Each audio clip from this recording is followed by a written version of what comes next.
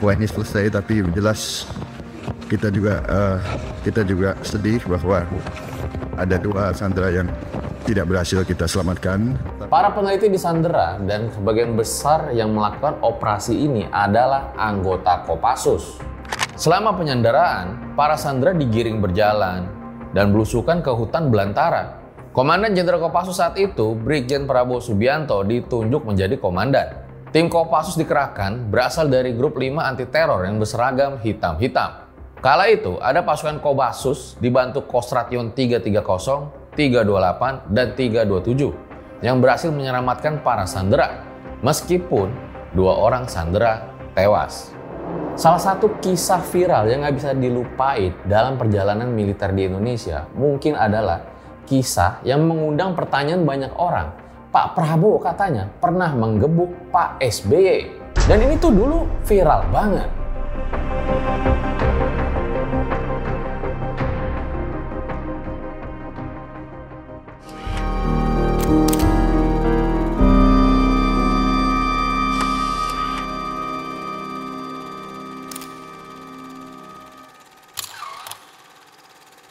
Kalau pendekar terjatuh, dia tidak akan sedih, dia tidak akan nangis, tidak akan kecewa. Dia akan berdiri lagi, dijatuhkan, berdiri lagi, dijatuhkan, berdiri lagi. Nah, kalian pernah dengar nggak kata-kata populer itu dipopulerkan oleh siapa? Dijatuhkan lagi, berdiri lagi. Dijatuhkan lagi, berdiri lagi. Nah, sebelum dimulai, gue pengen ngucapin Dirgahayu untuk Republik Indonesia yang ke-80. Semoga ya makin mantep lah negara kita. Apa harapan kalian di HUT RI ke-80 ini? Ya pastinya kita pengen negara makin adil, makmur, korupsi diberantas, sejahtera. Hah? Nikah lagi? Gila kali lu! Kalian boleh banget ya kalau punya harapan-harapan di HUT kemerdekaan kita yang kali ini, komen aja di bawah. Dan jangan lupa juga kan kita punya segmen DIMJ, di mana RJL itu biasanya bahas tentang sejarah-sejarah yang ada di Indonesia. Dan rasanya tuh kayaknya nggak afdol kalau kita nggak bahas Presiden Prabowo Subianto. Banyak yang berharap Prabowo dapat membawa perubahan menjadi lebih baik. Tapi kalau kita lihat tuh di komentar-komentar netizen, banyak juga yang pesimis. Siapa sebenarnya Prabowo Subianto? Hitam dan putihnya akan kita bahas dalam segmen ini.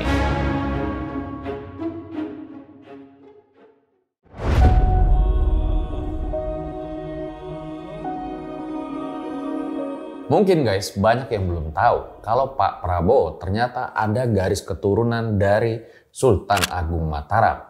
Dan beliau juga ada keturunan dari orang-orang kepercayaan Pangeran Diponegoro. Dimana kita sama-sama tahu ya, dari beliau itu meletuslah perang yang amat dahsyat, Perang Jawa. Yang membuat Belanda itu kerepotan, bahkan nyaris bangkrut. Sementara itu, paman dari Pak Prabowo juga gugur dalam pertempuran di Lengkong. Ya untuk mempertahankan kemerdekaan Indonesia, di mana pamannya itu bernama Subianto dan juga Sujono. Prabowo lahir berkecukupan. Eyangnya adalah Margono Joyo Hadikusumo yang juga berperan dalam kemerdekaan Indonesia. Dalam masa perkembangannya, Pak Prabowo itu juga suka menonton pertunjukan-pertunjukan wayang yang mengajarkan kesetiaan, kepahlawanan, dan juga kepemimpinan. Ayah Prabowo, Sumitro Joyo Hadikusumo, tentunya juga sangat sulit lah dilupakan dalam sejarah Indonesia. Lahir di Kebumen, beliau lalu melanjutkan pendidikan di Belanda. Nah, dalam masa pendudukan Jepang, ia juga aktif terlibat berbagai diskusi politik bawah tanah. Di era Soekarno, Sumitro dipercaya menjadi Menteri Perdagangan, lalu Menteri Perindustrian. Ia dijuluki arsitek ekonomi karena perannya dalam merancang kebijakan pembangunan. Tapi perbedaan pandangan dengan Soekarno membuatnya pergi. Dan setelah pembubaran Partai Sosialis, ia pun akhirnya menetap dan hidup di luar negeri. Tahun-tahun yang mungkin bisa dibilang cukup berat itu akhirnya berlalu. Sumitro kembali dipanggil pulang untuk membantu Presiden Soeharto membangun negeri. Saat era Orde Baru, ia menjabat sebagai Menteri Perdagangan dan juga Menteri Negara Riset. Saat itu, Pak Prabowo kecil pun harus ikut berpindah-pindah dari satu negara ke negara lainnya. Misalnya Singapura, Hong Kong, Malaysia, Swiss, dan juga Inggris. Hidup sebagai minoritas di banyak negara membuat Prabowo itu fasih berbahasa asing. Tapi pada saat itu ia juga merasakan hidup sebagai orang Indonesia yang minoritas dan juga dicemooh. Mungkin gara-gara itulah dari situ rasa nasionalisme Pak Prabowo itu makin menggebu-gebu. Di masa remaja, Prabowo itu sebenarnya udah keterima di universitas-universitas luar negeri ya, misalnya Universitas Colorado dan juga George Washington. Tapi akhirnya ia lebih memilih untuk memasuki akademi militer, ingin menjadi tentara. Nah, dari sinilah mungkin jalan hidup Prabowo nantinya akan berubah.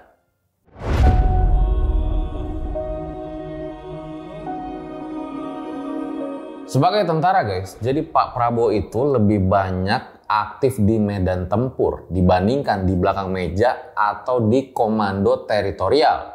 Latar belakang Pak Prabowo yang di luar negeri itu mungkin yang menjadi penyebab perbedaan pandangan. Seperti ketika Pak Prabowo dimutasi dari Kopasanda ke Kostrad, saat itu ia ditegur sama Pak Sintong Panjaitan akibat nggak berkemas. Prabowo dengan mindset barat yang open, demokratis, lantas menanyakan kenapa ya kok saya dipindahkan? Bapak Sintong Panjaitan pun mengingatkan bahwa dalam tradisi militer Indonesia saat itu, sikap Prabowo ini sebenarnya kurang lazim. Sebenarnya menurut tradisi militer, pertanyaan tentang pemindahan dari satu kesatuan ke kesatuan lain itu nggak pantaslah disampaikan. Sehingga mungkin mengakibatkan Pak Sintong Panjaitan itu jadi kaget. Jika Prabowo tidak suka, Prabowo bisa masuk politik dan mungkin suatu saat bisa jadi Menteri Pertahanan. Dan itu tidak menjadi masalah buat saya, kata Bapak Sintong yang kelak nantinya akan terbukti kalau Pak Prabowo jadi Menteri Pertahanan. Karir Pak Prabowo di dunia militer bisa dibilang sangat baik.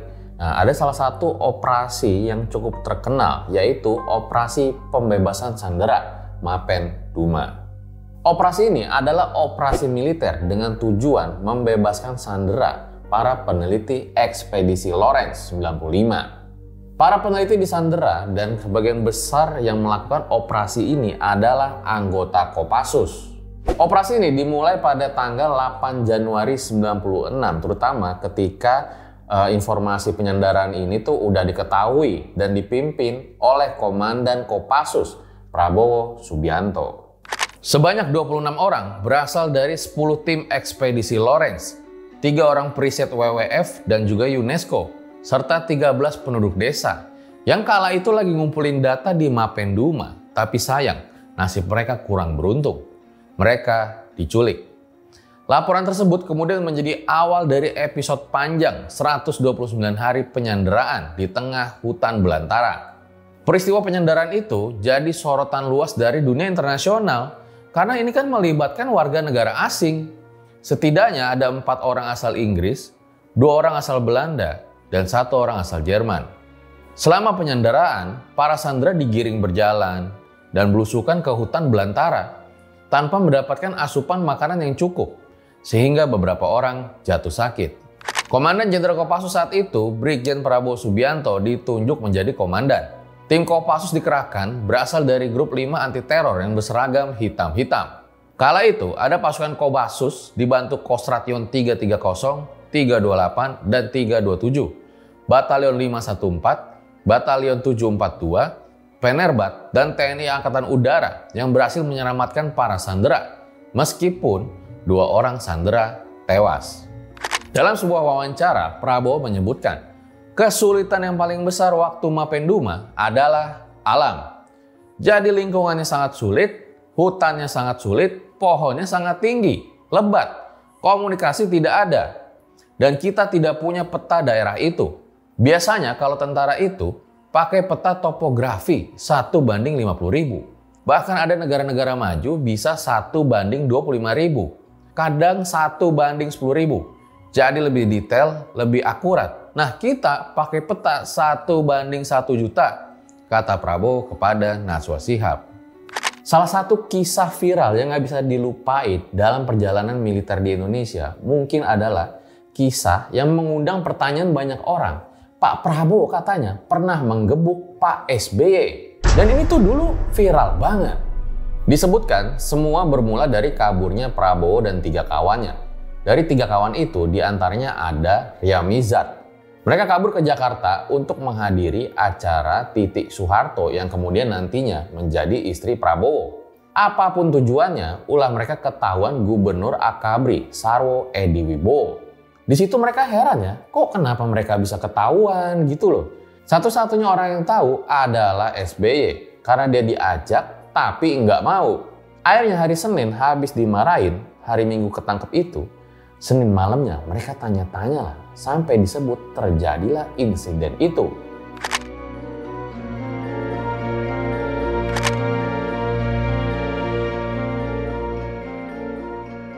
Yang saya ketahui dan yang saya dengar langsung dari Bapak Presiden bahwa itu tidak benar. Tidak ada berita yang sebagaimana disebutkan ada pemukulan dan sebagainya itu. Apakah berita itu benar? Yang jelas pihak istana itu pernah mengatakan kalau isu itu nggak benar. Pak Prabowo nggak pernah tuh gebuk Pak SBY waktu di Akmil, Akademi Militer. Yang saya ketahui dan saya dengar dari Bapak Presiden itu tidak benar, kata Julian di kantor kepresidenan. Akhirnya banyak yang menduga-duga tuh ini sebenarnya benar apa nggak sih kejadian ini? Ya kalau menurut gue balik lagi, mungkin cuman 3 aja nih, 3 pihak yang tahu kejadian ini benar apa enggak. Yang pertama Pak Prabowo, yang kedua Pak SBY, yang ketiga Tuhan Yang Maha Esa. Selain itu, di tahun 97 dunia mendengar kabar yang luar biasa dari Indonesia. Sebuah tim yang dibentuk oleh TNI berhasil menaklukkan puncak gunung tertinggi di dunia, Gunung Everest. Misi ini bukan sekedar pendakian biasa, melainkan operasi kebanggaan nasional ya untuk menunjukkan bahwa pasukan kita itu nggak hanya bisa di medan perang aja, tapi juga bisa menaklukkan medan yang ekstrim. Ya kalian bisa bayangin guys, udara tipis, dinginnya kayak apa, suhu Celcius itu kan bisa turun banget derajatnya, ya mungkin kita nggak pernah bayangkan sebelumnya. Dan badai itu bisa terjadi kapanpun ya, tanpa ada notifikasi dari Twitter. Setiap langkah di ketinggian di atas 8.000 mdpl itu adalah pertaruhan nyawa. Prabowo memang nggak ikut mendaki sampai puncak, tapi dia adalah arsitek strategi, penyandang dana operasional, dan penggerak semangat tim. Ia memastikan tim mendaki mendapatkan pelatihan internasional, peralatan terbaik, dan dukungan logistik yang biasanya hanya dimiliki oleh tim ekspedisi negara-negara maju. Perjalanan tim Everest 97 menuju puncak tertinggi dunia dimulai dari base camp 4. Dilakukan kurang lebih pukul 12 waktu setempat.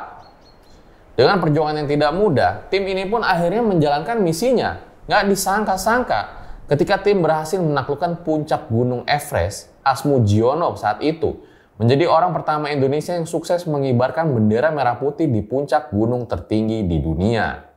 Selanjutnya, mungkin ini adalah momen-momen yang nggak bisa dilupakan oleh negara kita. Di tahun 98 terjadi krisis ekonomi di Asia Tenggara dan Indonesia menjadi salah satu negara yang terkena dampaknya. Harga bahan pokok meroket, PHK di mana-mana, cari kerja susah, yang akhirnya mengakibatkan demonstrasi itu mulai meluas dan juga terjadi kerusuhan di mana-mana.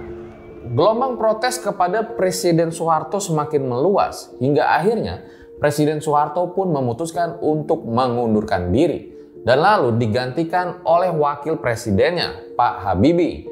Pergantian presiden itu disambut gegap gempita oleh rakyat kala itu. Lantas pertanyaan selanjutnya, apa yang terjadi dengan Pak Prabowo? Prabowo menjadi salah satu nama yang paling disorot. Hanya berselang beberapa minggu, ia dicopot dari jabatannya dan kemudian diberhentikan dari dinas militer melalui Dewan Kehormatan Perwira. Tidak seperti biasanya dalam acara serah terima jabatan Pangkostrat, upacara militer kali ini berlangsung sangat sederhana dan tertutup tanpa kehadiran wartawan. Banyak sekali desas-desus yang terjadi kala itu. Salah satunya dalam media disebutkan bahwa Prabowo mengkhianati mertuanya, Soeharto, yang ketika itu berkuasa. Prabowo juga dituding membiarkan para mahasiswa menduduki gedung MPR DPR dalam rangkaian kerusuhan Mei 98 yang terjadi. Disebutkan dalam sebuah sumber saat itu Ibu Titi Soeharto hanya menangis melihat sang suami dituduh seperti itu. Terlepas dari itu juga yang nggak dapat dipastikan secara pasti ya apa penyebab kemudian perceraian antara Prabowo Subianto dan juga Ibu Titi Soeharto. Tudingan yang dilemparkan kepada Prabowo tahun 98 juga belum terbukti benar atau salahnya. Karena ada satu versi yang mengatakan kalau itu adalah fitnah keji terhadap Pak Prabowo. Karena jika mau kudeta harusnya bisa saja dilakukan jika Prabowo mau. Makanya kalau kalian tahu, Gus Dur itu pernah berkata, kalau orang yang paling ikhlas kepada rakyat Indonesia itu adalah Prabowo. Entah apa maksud dari Gus Dur mengatakan hal seperti ini. Setelah kurang lebih 25 tahun berlalu, baik Pak Prabowo maupun Ibu Titi Soeharto masih terus menjalani hubungan silaturahmi dengan baik. Bahkan mereka masih kerap tampil bersama dalam acara-acara yang membuat keduanya itu kerap diterpa isu rujuk. Ya kita doakan aja yang terbaik guys. Setelah kejadian tahun 98, kemudian Pak Prabowo pun memutuskan untuk pergi menuju ke luar negeri ke tempat sahabatnya, Raja Abdullah II di Yordania.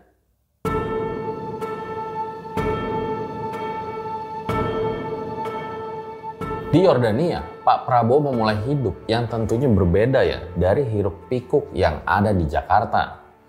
Dari sana juga Pak Prabowo mulai belajar untuk berbisnis sampai akhirnya ia memutuskan untuk kembali lagi ke Indonesia. Pada saat itu, Pak Prabowo pun mencoba untuk masuk ke dalam Partai Golkar. Tetapi sayangnya ia kalah pada saat itu dengan Pak Wiranto. Akhirnya di tahun 2008, Pak Prabowo memutuskan untuk mendirikan Partai Gerakan Indonesia Raya yang biasa disebut dengan Gerindra, yang tujuannya untuk mewujudkan Indonesia yang adil dan juga makmur. Nah kalau kalian perhatiin tuh logo dari Partai Gerindra itu ternyata adalah burung Garuda guys. Kepala burung Garuda yang menghadap ke kanan itu melambangkan keberanian dalam bertindak dan juga bersikap. Nah kalau kalian jeli, logo Partai Gerindra sama logo RJL itu sama-sama burung guys. Kalau RJL burungnya adalah burung Raja Wali, di mana menggambarkan jadi burung Raja Wali itu adalah burung yang terbang tinggi. Akan tetapi ada masa-masa yang sulit dalam kehidupannya. Jadi ada satu momen bagi burung Raja Wali itu harus memilih mati atau hidup. Kalau dia masih mau hidup, dia harus berganti paruh, terus kulitnya dengan rasa sakit yang sangat luar biasa. Jadi dia patuk-patukin sendiri aja tuh. Tapi kalau dia bisa melewati itu, burung Raja Wali bisa terbang tinggi lagi. Nah itulah filosofi dari nama RJL. Oke nggak nyambung, kita balik ke topik. Pada tahun 2009, Prabowo bekerja sama dengan Presiden kelima, Ibu Megawati Soekarno Putri. Mereka sepakat tuh menjalin koalisi lewat perjanjian batu tulis. Sayangnya usaha mereka itu gagal kalah melawan Pak SBY dan Budiono. Di mana Pak SBY itu kan dulu adalah mantan menterinya Ibu Megawati dan juga rekan Prabowo waktu di militer. Tapi Pak Prabowo itu nggak menyerah. Dia coba tuh untuk mempromosikan Jokowi dan Ahok tuh di Pilkada Jakarta. Ternyata berhasil dan membawa mereka berdua itu memimpin Jakarta. Prabowo kala itu optimis lah perjanjian batu tulis itu dapat membawanya masuk menjadi Presiden Indonesia. Akan tetapi di tengah jalan, elektabilitas Jokowi yang tinggi itu akibat sering belusukan, terus sederhana, akhirnya membuat pikiran Ibu Megawati itu jadi berubah. Akhirnya Ibu Megawati pun mencalonkan Pak Jokowi sebagai presiden. Pada tahun 2014, meskipun nih koalisi dari Pak Prabowo dengan Pak Hatta Rajasa itu lebih gemuk, akan tetapi mereka harus mengakui keunggulan dari Pak Jokowi dan Yusuf Kala.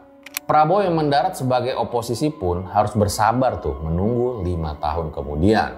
Pada tahun 2019, Pak Prabowo kembali mencalonkan diri menjadi presiden dan lagi-lagi yang dipilih wakil presidennya adalah saudagar, tapi kali ini adalah Pak Sandiaga Uno. Dan pada saat itu, Pak Prabowo juga kalah untuk kedua kalinya dengan Pak Jokowi yang kali ini memilih wakil presidennya adalah Pak Kiai Haji Ma'ruf Amin. Isu-isu yang dilontarkan di Pilpres sebelumnya masih menghantui Pak Prabowo yang makin lama makin menua tentunya. Setelah kalah sebagai langkah rekonsiliasi, akhirnya Pak Jokowi menunjuk Pak Prabowo sebagai Menteri Pertahanan. Nah, ketika jadi Menteri Pertahanan itulah Pak Prabowo berusaha untuk memperbarui perlengkapan senjata-senjata yang dipunyai oleh TNI. Prabowo pun makin akrab dengan Jokowi dan publik melihatnya dengan nilai positif bahwa mungkin Pak Prabowo sekarang sudah berubah. Tapi lawan politik kembali datang. Nah, yang biasanya surveinya tinggi adalah Gubernur Jawa Tengah, Pak Ganjar Pranowo. Dan yang dianggap sebagai kuda hitam adalah Pak Anies Baswedan sendiri, yang memang dipromosikan juga oleh Pak Prabowo waktu Pilgub DKI. Nah, setelah menimbang-nimbang, akhirnya kembali Pak Prabowo memilih saudagar yang menjadi wakil presidennya, yaitu Gibran Rakabuming Raka. Sebenarnya keputusan ini menimbulkan pro dan kontra yang membuat jalan mereka itu kembali seperti terjal lagi. Tapi tim Prabowo yang kaya akan logistik serta gemuk nih kalau dalam ukuran koalisi mengkampanyekan gemoy dan lagu-lagu yang sebetulnya beda banget ya dengan kampanye-kampanye Pak Prabowo sebelumnya yang terkesannya itu lebih serius. Perjuangan itu sepertinya mendapatkan jalannya. Akhirnya Pak Prabowo pun menjadi Presiden Indonesia terpilih yang berhasil mengalahkan kandidat-kandidatnya dengan satu putaran saja. Dan sekarang banyak banget rakyat Indonesia yang berharap kepada Presiden Prabowo Subianto agar Indonesia menjadi semakin lebih maju, adil, makmur, dan juga sejahtera. Itu deh guys, akhir dari episode ini. Jas merah, jangan sekali-kali meninggalkan sejarah. Nah, sekarang banyak banget tentunya yang berharap agar Pak Prabowo ini dapat membawa Indonesia jadi lebih baik. Tapi kalau menurut gua, nggak ada salahnya juga kalau kita sebagai individu juga terus berbenah agar menjadi pribadi yang makin lebih baik dari hari ke harinya. Nah, kalau menurut kalian sendiri video kali ini gimana? Kalau kalian misalnya mau nambahin atau mungkin menurut kalian ada pengen dikoreksi, boleh banget komen aja di bawah. Dan sekali lagi gue jelasin, gue bukan buzzer ya guys. Gue juga nggak dibayar bikin video kali ini. Nah, mungkin besok kalau kalian pengen request tokoh siapa lagi yang pengen gue bahas, boleh banget juga komen aja di bawah. Sekali lagi selamat merayakan HUT RI yang ke-80. Semoga negara kita makin jaya. Gue Fajar Ditya, RJ5 undur diri. Ciao.